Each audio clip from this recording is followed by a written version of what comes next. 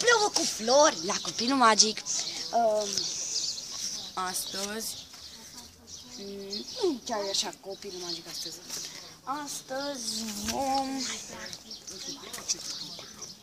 Astăzi ne vom preface că suntem țigani. Sau a doua variantă, o frânghia care merge și spreiază pe stradă. Cred că a doua variantă, nu? Nu, cameraman, bun. Hai. O să filmăm cum merge după spray. Trebuie să mergi un gelătură. Iu!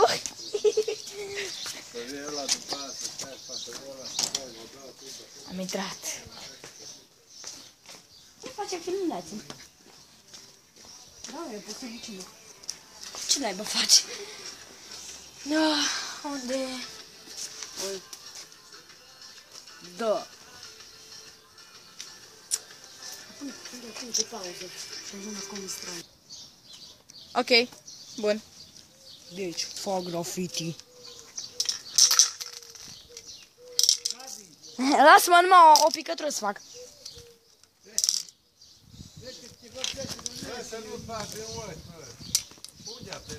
Stai, bun, mai iasă. Să fi terminat. Și tada! Hai să vă arătăm ce a mai făcut Javi cu graffiti-ul. Un mic semn întrebărică și PCB. Pune pe pauză, mă schimb.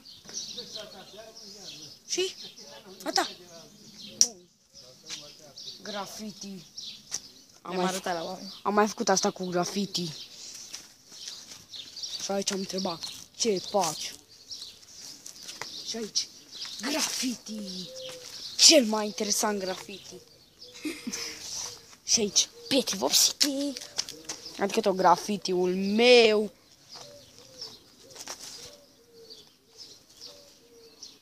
Graffiti!